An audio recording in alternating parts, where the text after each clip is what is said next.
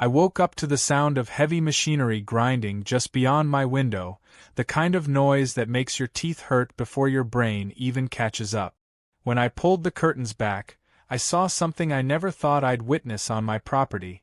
2 massive dump trucks were backing into my wetland, tailgates lifted, and Karen from the HOA stood on the embankment with her hands on her hips like some kind of general orchestrating an invasion. Dirt and chunks of concrete spilled out, swallowing the cattails and marsh grass I'd spent years carefully restoring.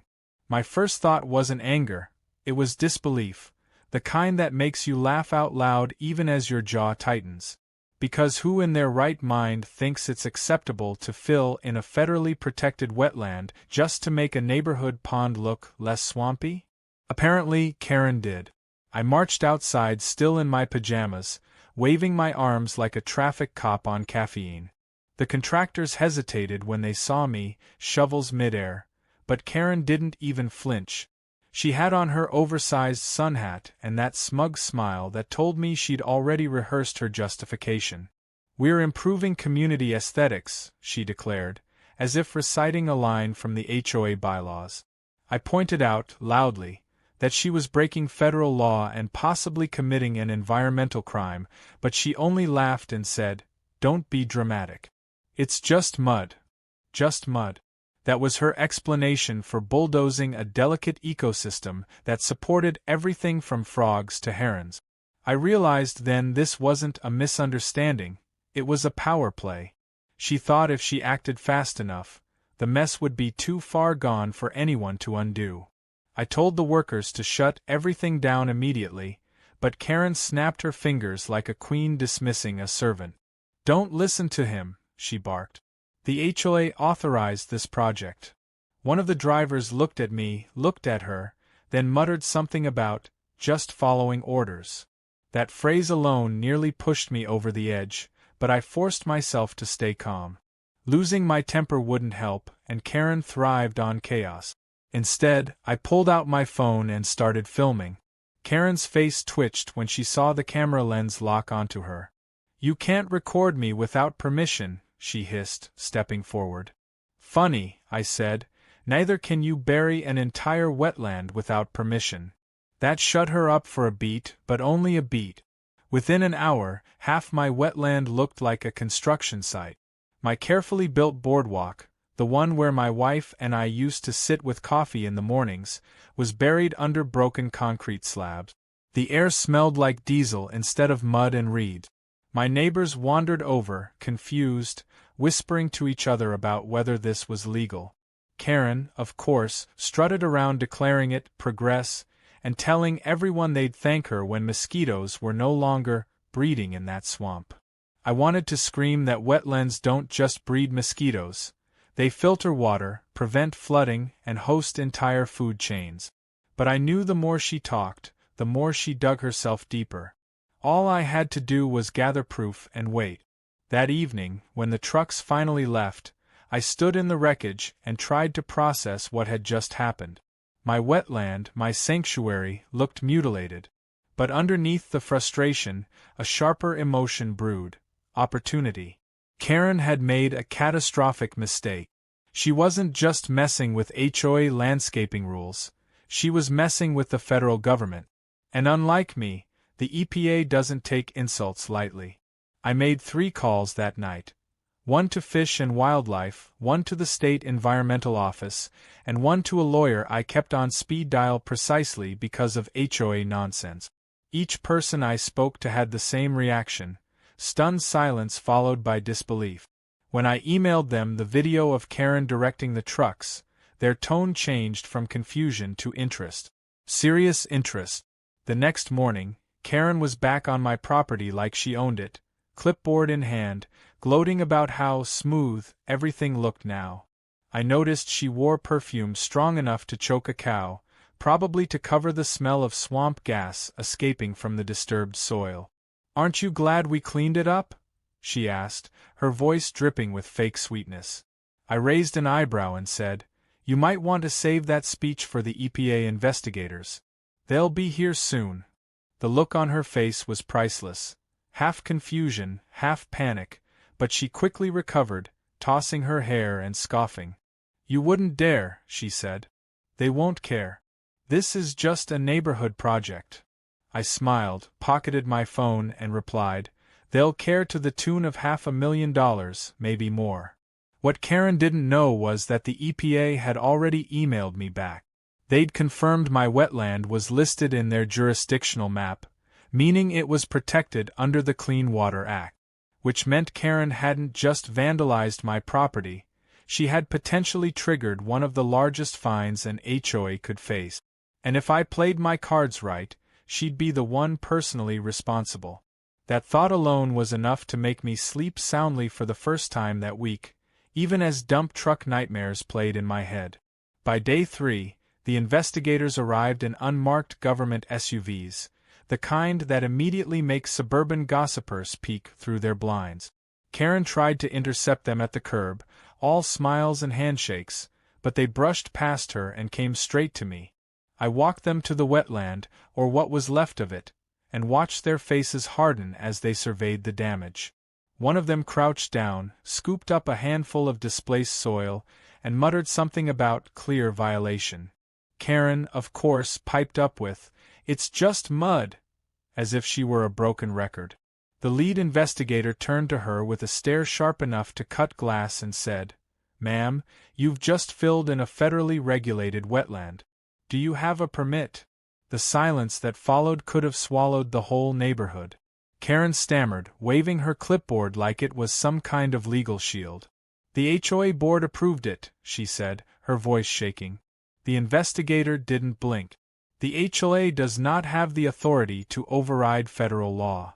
The color drained from her face, as if someone had flipped a switch. I leaned against my porch railing, arms crossed, watching the queen of the cul-de-sac suddenly realize her crown was counterfeit. And for the first time since this whole nightmare began, I felt the balance of power shift, not in a small way but in a tidal wave. What Karen thought was a victory lap was about to become the most expensive mistake of her life. Karen had always treated the HOA like her personal fiefdom, but after the EPA investigators walked my property and left with grim expressions, I could tell her confidence was shaken. She tried to brush it off in front of the neighbors, telling anyone who'd listen that it was just a formality and nothing to worry about. But her pacing steps, her clipped tone, and the way she kept flipping through that battered clipboard told me she was scrambling. And when Karen scrambled, she got sloppy. That was good news for me, because I had every intention of documenting her downfall in 4K resolution. The next morning, I was out on my porch sipping coffee when Karen stormed across the cul-de-sac, heels stabbing the pavement like she wanted to bruise the earth itself. She didn't bother knocking. She planted herself at the bottom of my porch steps, crossed her arms and declared, "You're sabotaging community progress." I nearly spit out my coffee from the sheer absurdity of it. "Progress," I said. "Last I checked, progress didn't involve backhoes and dump trucks turning an ecosystem into a landfill." She tried to argue that the HOA had the right to beautify common areas, but when I reminded her the wetland was legally part of my deeded property, not the HOA's, her jaw twitched. She hated being reminded of technicalities she couldn't bulldoze. That's when she changed tactics. Karen leaned closer, lowered her voice and hissed, "You need to drop this before you embarrass yourself." It was almost funny. The woman had literally ordered trucks onto my land, but she still thought she could gaslight me into believing I was the one who would look foolish. I sipped my coffee, let her words hang in the air, and calmly replied, "Embarrassment is cheap. Fines are expensive. I'll let you do the math." Then I turned and went back inside. I could feel her glare boring into the back of my head, but I didn't give her the satisfaction of a second glance. What Karen didn't know was that the EPA had already requested copies of the HOA's meeting minutes, permits, and contracts, which meant they weren't just coming after her as an individual, they were preparing to probe the entire HOA board. That night, I overheard hushed arguments spilling out of the HOA clubhouse. Karen's allies on the board weren't thrilled at the prospect of federal scrutiny. One man's voice rose above the rest, snapping, You said it was just landscaping. That phrase told me everything. Karen hadn't told the board she was filling a protected wetland. She'd spun it as nothing more than a little dirt work. Now her cover story was unraveling, and I didn't even have to lift a finger. By the end of the week, a certified letter arrived at my doorstep. It was from the EPA, confirming they were opening a formal investigation into unlawful fill of waters of the United States. The language was dry, but the numbers weren't. Maximum penalties of $50,000 per day of violation. Restoration costs. Potential criminal liability. My wife read the letter over my shoulder and whistled low. She's in over her head, she said. I grinned. She's about to learn wetlands run deeper than her ego. The next day, Karen called an emergency HOA meeting. She plastered flyers around the neighborhood, painting herself as the victim of government overreach, and me as the instigator who weaponized bureaucracy against my neighbors. That evening, I walked to the clubhouse just to see how desperate she had become. The room was packed. Residents crammed into folding chairs, the air thick with tension and the faint odor of cheap perfume. Karen stood at the front like a preacher at revival, declaring that she was protecting property values and fighting for freedom against red tape. She pointed at me in the back row and sneered, and some people would rather side with outsiders than with their community. The crowd murmured, half confused, half angry. I raised my hand. May I? Karen hesitated but couldn't exactly refuse without looking tyrannical.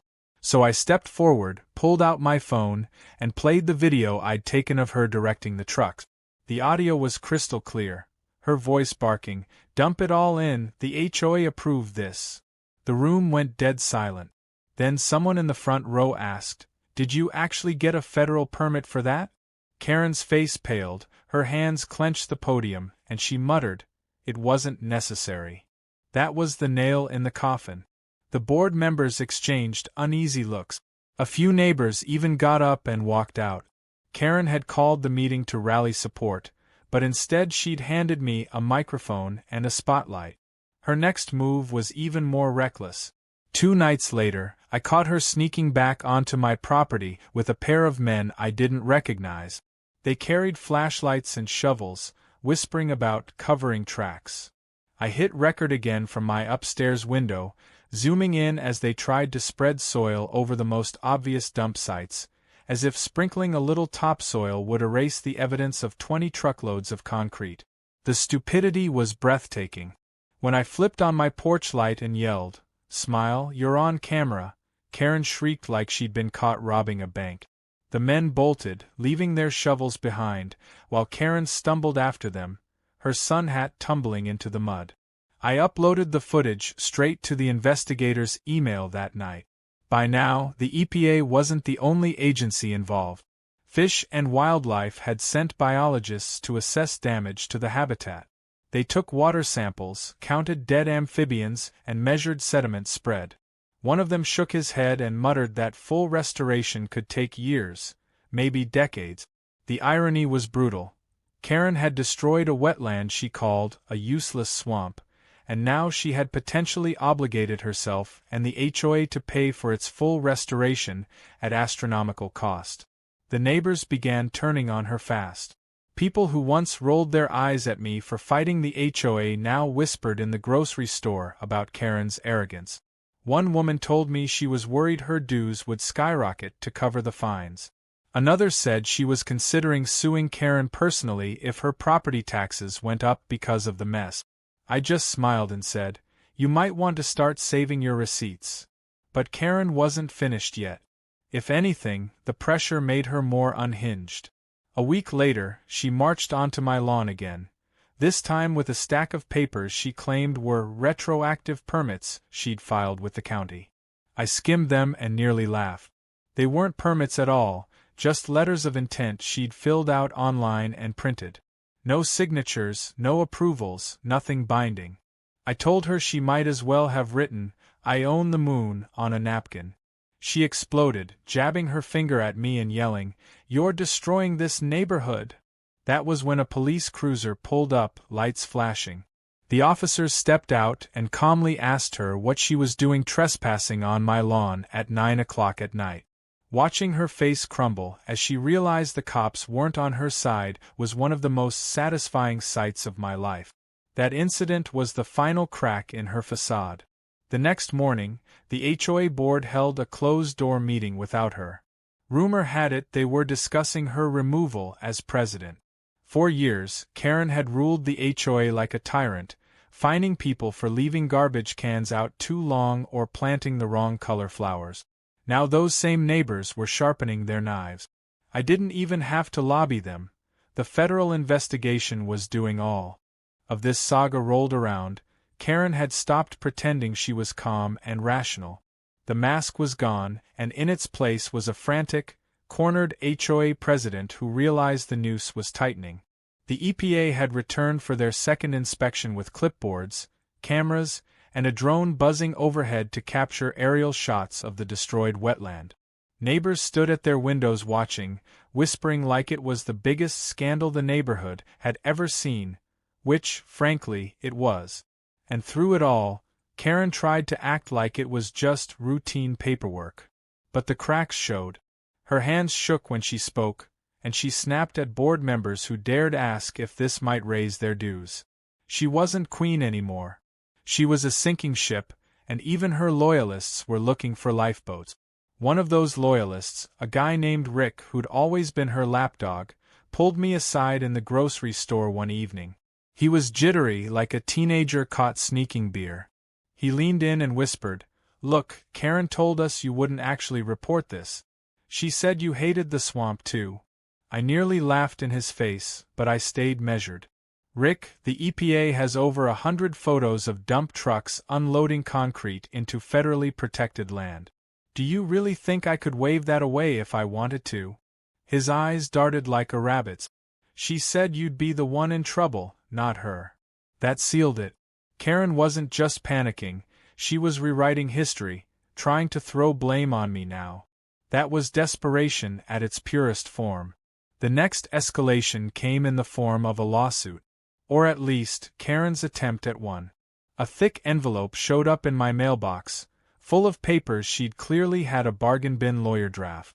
It accused me of defamation of character, harassment, and malicious interference with HOA governance. I sat at my kitchen table flipping through the nonsense, chuckling at the typos. My wife leaned over my shoulder and muttered, "She actually filed this?" Sure enough, it was stamped by the county clerk. It didn't take long for my lawyer to dismantle it.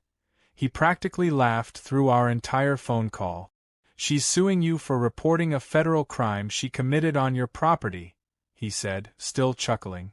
"This isn't just weak, it's suicidal. By the time I file the countersuit, she'll be begging for mercy." But Karen, being Karen, couldn't back down. She strutted around the neighborhood telling anyone who would listen that she was taking me to court and that I'd regret messing with the HOA.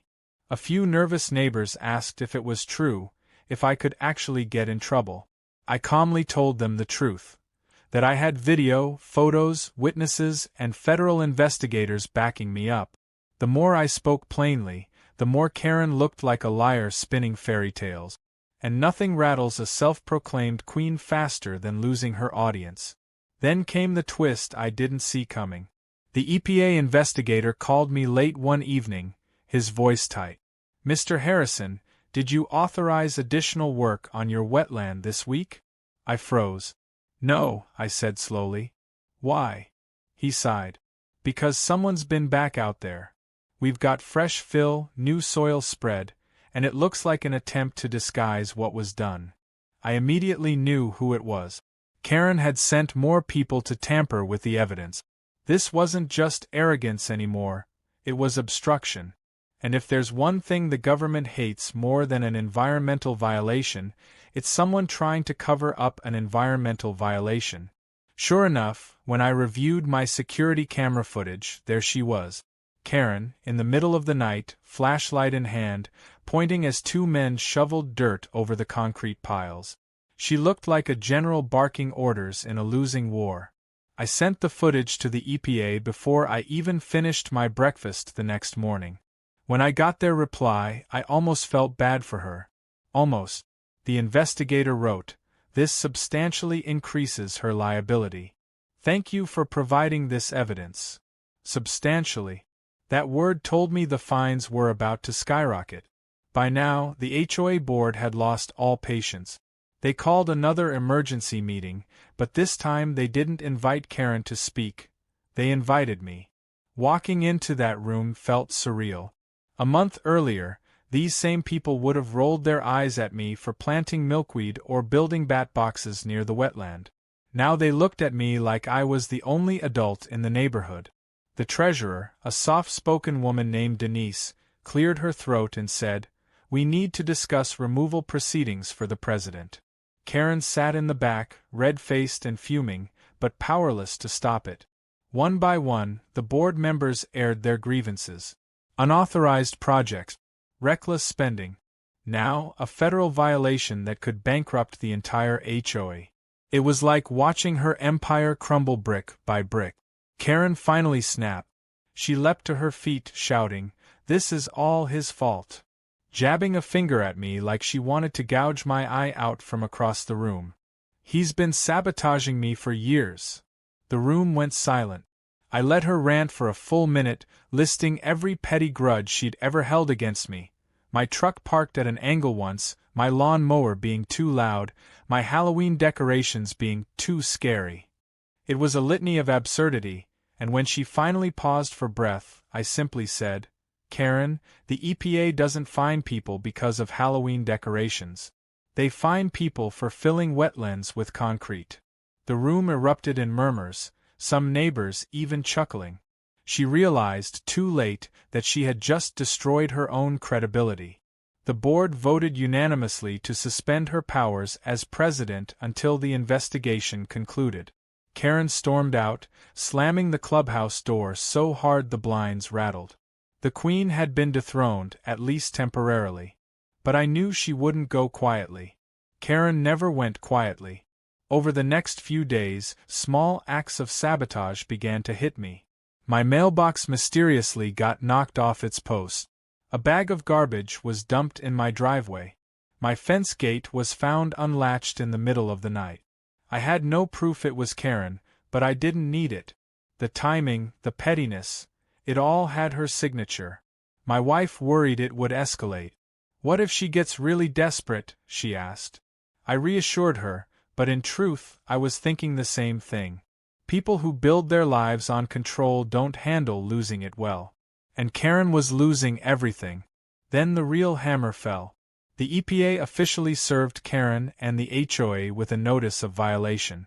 The fine, $500,000, plus mandatory full restoration of the wetland, plus legal fees, plus potential criminal charges for obstruction, thanks to her midnight shoveling stunt. When the news broke, the neighborhood exploded. Some people gasped. Others laughed nervously. One man muttered, "There goes our retirement fund." The HOA board held an emergency session the next day to decide whether to dissolve the HOA entirely to shield residents from liability. Karen wasn't invited. That night, I saw her sitting alone in her driveway, head in her hands. For a moment, I almost pitied her. Almost. But then I remembered her smug face that morning when the trucks dumped their first load, and the pity evaporated. She had brought this on herself. She thought she could bulldoze her way through federal law just like she bulldozed through everyone else in this neighborhood. And now, for the first time, she was up against someone. The morning after the fine became official, the neighborhood felt like it had been dunked in gasoline and left waiting for a match. People whispered in driveways, phone calls ricocheted across the cul-de-sac, and the HOA board's inbox was flooded with angry emails. Everyone wanted to know one thing: who was going to pay for this disaster? Technically, the HOA as an entity was on the hook, but nobody trusted Karen enough to believe she hadn't left some loophole that pushed liability onto the community. And if there was one thing that could break suburban unity faster than a scandal, it was the possibility of skyrocketing dues. I wasn't worried for myself, My lawyer had already confirmed the HOA couldn't bill me for Karen's reckless project since the land was deeded to me alone. But my neighbors were another story. That's when the cracks in Karen's empire really began to widen. People who once tolerated her petty rules were suddenly furious, not because they cared about wetlands or environmental law, but because their wallets were at stake. Karen, of course, didn't take the collapse quietly. She showed up at my house mid-morning, red-faced and clutching a thick binder full of papers. She didn't knock, didn't call, she just marched onto my porch like she still ran the place. "You're going to fix this," she snapped, slamming the binder on my patio table. The binder was nothing more than a stack of HOA bylaws she'd highlighted and annotated like a high schooler cramming for finals. She jabbed at a page with her acrylic nail. "Right here. All property owners must share costs for community project. That includes you." I leaned back in my chair, sipping my coffee, and asked, "Community project? You mean the illegal destruction of my wetland that the federal government just fined you for?" She scowled, but I didn't stop. "Karen, you can't rebrand a felony as landscaping." She opened her mouth to argue, but just then my phone buzzed with an email notification. I glanced down, it was from my lawyer. I grinned and said, "Would you like me to read this out loud?" She hesitated, but pride forced her to say yes. So I read, "Dear Mr. Harrison, we've confirmed the HOA has no authority to pass restoration costs onto your property, given that the work was unauthorized and executed in violation of federal law. Rest assured, you are legally insulated from liability." I put my phone down and smiled. "Guess that means the swamp's your problem, not mine." Karen's face went through a kaleidoscope of emotions: shock, rage, panic. She stormed off my porch without another word, binder clutched like a life raft, and I knew she was about to double down in some new, disastrous way. She always did. That evening, the HOA board held yet another emergency meeting, and this one was standing room only. Neighbors crowded in, voices raised, demanding answers. Karen tried to retake the floor, insisting she had a plan, but Denise, the treasurer, cut her off. "You've done enough," she said flatly, her voice shaking not with fear but with controlled fury. "You've exposed all of us to financial ruin, and you lied about what you were doing. You told us it was landscaping." Karen snapped back, "It was landscaping," but the words rang hollow. One of the board members, a mild-mannered man who usually stayed silent, spoke up. "Karen, you signed contracts with those truck companies in the HOA's name. Without a vote. That's fraud." The room erupted in murmurs. Fraud. It was the first time anyone had said it out loud, and it landed like a stone in a pond, rippling outward. Karen turned on him with a glare, but her usual intimidation tactics weren't working anymore. People had seen the drone footage, the EPA's letter, the fine. They weren't afraid of her anymore. They were afraid of bankruptcy. That's when Karen unveiled her so-called plan. She announced that she had filed an appeal to the EPA, claiming the wetland was not federally protected but merely seasonal drainage. She waved around a stack of documents she'd printed from some obscure website, none of which were remotely official. "Once this appeal goes through," she declared, "the fine will disappear and we'll all be safe." The room fell silent, not out of belief, but out of shock that she thought anyone would buy it. Finally, someone in the back shouted, "That's not how it works!" and the whole room cracked into laughter. Karen's face went scarlet. She slammed the papers down and screamed, "You're all ungrateful! I've kept this neighborhood beautiful for 10 years, and this is how you treat me." The board president, well, the acting one now that Karen had been suspended, stood and said, "Karen, we're voting to remove you from office. Effective immediately." She screamed that it was illegal, that they couldn't do it, but the vote was unanimous. With that, Karen was officially dethroned. You'd think that would have been the end, but Karen wasn't done yet. The next morning, a city news van parked at the end of the street. Somehow, Karen had convinced a local reporter that she was the victim of environmental tyranny. I watched from my porch as she gave a melodramatic interview, gesturing toward my property as though it were the villain in her tragic opera. "This man has weaponized the government against hard-working neighbors," she said into the camera, "all because he wanted to keep his swamp." I couldn't help myself. I shouted from across the lawn, "The swamp doesn't fine you $500,000, Karen. The EPA does."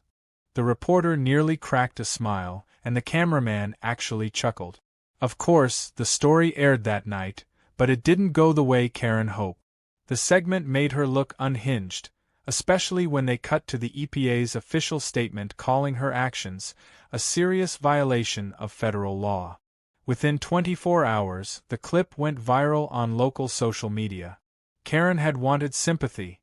Instead, she became a punchline. People were making memes with her photo, captions like, "It's just mud," and "Karen versus the swamp." Even teenagers in the neighborhood started mocking her whenever she drove by. If embarrassment were a currency, she was bankrupt. But humiliation wasn't the same as surrender. Late one night, I woke to the sound of pounding at my door. When I opened it, Karen was standing there, wild-eyed, clutching a crumpled letter. "They can't do this to me," she screamed, waving the letter like a white flag and a weapon all at once. It was the EPA's final notice. Not only was the fine locked in, but she had 30 days to submit a restoration plan approved by certified biologists. She was out of moves, and she knew it. She tried bargaining. "If you drop your complaint, they'll let it go." "They told me," she pleaded. I shook my head. "Karen, even if I wanted to, it's not my call. You went up against the federal government. This isn't a game of HOA fines you can rig." She collapsed onto my porch swing, sobbing into her hands. For a brief second, I almost felt human pity. But then I remembered the gutted wetland behind me, the dead frogs, the buried boardwalk. I remembered her smugness that first morning, calling it just mud. And the pity evaporated like morning dew. Could wait a little longer too. Karen's saga began. The neighborhood was holding its breath. The EPA's restoration order wasn't just a fine anymore, it was a full-blown mandate. 30 days to submit a plan. 30 days to find $500,000. 30 days before criminal charges were on the table. Everyone knew Karen couldn't possibly comply, but knowing Karen, she wasn't going to go down quietly. She was going to set the place on fire before she admitted defeat. And sure enough, she tried. Her last play came in the form of a community restoration project. She plastered flyers on every mailbox, announcing a volunteer initiative to rehabilitate the wetland. In her twisted logic, if she could gather enough neighbors to shovel dirt around and plant a few flowers, she could claim the HOA had restored the ecosystem and avoid the fine. The flyer was full of buzzwords like green initiative and neighborhood pride. But it wasn't the words that caught my attention, it was the timing. She had scheduled her so-called project for the very same day the EPA team was returning to check compliance. The morning of the event, I sat on my porch watching neighbors trickle toward the wetland with gardening gloves and rakes, looking confused and hesitant. Karen stood at the front like a drill sergeant in yoga pants, barking orders. She told one group to scatter grass seed, another to drag mulch around, and a third to hammer stakes into the mud. The result looked less like a restoration and more like a child's attempt to cover graffiti with finger paint. But Karen, sweating and red-faced, carried on like she was leading a historic environmental movement. I considered staying out of it, but I couldn't. Not when I knew the EPA would be pulling up any minute. So I strolled down to the mess, camera rolling. "Morning, Karen," I said cheerfully. "What's this?" "The HOA's new landscaping club." She glared at me, but her voice was syrupy sweet. "We're restoring the community wetland," she declared loud enough for the volunteers to hear. "Unlike some people, we believe in taking responsibility." The neighbors looked around uneasily, clearly wondering if planting tulips in cement chunks counted as restoration. And then came the moment I'd been waiting for. The unmarked government SUV rolled into the cul-de-sac, the same team of investigators stepping out with clipboards and grim faces. Karen froze, shovel in hand, then plastered on a smile and marched toward them. "Look," she exclaimed. "We're already restoring. You don't need to issue fines, we've handled it ourselves." The lead investigator raised an eyebrow and surveyed the chaos. Mulch piles sliding into muddy water, wildflower seeds scattered like bird feed, and volunteers awkwardly stabbing shovels into concrete. He didn't even try to hide his laugh. "Ma'am," he said slowly, "restoration of a federally protected wetland requires certified environmental engineers, hydrologists, and permits. This," he gestured broadly at the mess, "is tampering." The word hit like a grenade. Tampering meant obstruction. Obstruction meant criminal charges. Karen's smile cracked, then collapsed entirely. She stammered, But we were just," before the investigator cut her off. "Ma'am, step aside." He signaled to his team, who began documenting everything: photos, samples, notes. Neighbors dropped their shovels and backed away, realizing they'd accidentally walked into a federal crime scene. The exodus was immediate. By the time the investigators wrapped up, Karen stood alone, mud smeared on her leggings, staring at the wreckage of her last stand. That evening, the official notice arrived. In addition to the $500,000 fine, Karen was now facing a personal referral for obstruction of federal enforcement. It was the kind of letter that doesn't just ruin your week, it ruins your decade. And the board wasted no time making it worse. They held one final meeting, this time without her entirely. By unanimous vote, they dissolved the HOA. Effective immediately. The homeowners association that Karen had ruled with an iron fist for 10 years was gone, replaced with a simple neighborhood committee that had no power beyond organizing potluck. The tyrant's kingdom had fallen, and in its place was nothing more than barbecue sign-up sheets. The next week was surreal. Karen's house became a ghost. Curtains drawn, blinds closed, no sign of her car. Rumor had it she was meeting with lawyers daily, trying to salvage what she could. Some said she was considering bankruptcy. Others claimed she was trying to sell the house before liens could hit. I didn't know, and I didn't care. My wetland was already scheduled for professional restoration under EPA supervision, funded by the fines she had triggered. It would take years to undo the damage, but the process had begun. Bulldozers would haul out the concrete, hydrologists would regrade the soil, and biologists would replant native species. The swamp would rise again. One afternoon, as I stood by the edge of the wetland watching a heron land in the shallows, Karen appeared at the edge of my property. She looked smaller than I'd ever seen her. No hat, no clipboard, no smug smile. Just a tired, broken woman with shadows under her eyes. "You won," she muttered. It wasn't an admission so much as a bitter surrender. I didn't gloat. I didn't sneer. I simply said, "No, Karen. The wetland won. You just lost." She stared at me, lips trembling like she wanted to argue, then turned and walked away. That was the last real conversation we ever had. Within a month, a for sale sign appeared in her yard. The house sat on the market for weeks, price dropping every few days. Buyers weren't eager to snap up property attached to a $500,000 scandal. Eventually, she moved out quietly, her car loaded with boxes, no goodbye to anyone. A new family moved in a few months later, cheerful and polite, more interested in planting tomatoes than policing flower colors. The neighborhood exhaled for the first time in a decade. The irony wasn't lost on me. Karen had tried to fill my wetland because she thought it was ugly, a liability, a swamp dragging down her imagined property values. And in the end, that swamp had taken her down instead. She underestimated it, underestimated me, and most of all underestimated the sheer weight of consequences. You can cheat your neighbors, bully your board, manipulate your little fiefdom, but you can't outmaneuver federal law. As for me, I got my mornings back.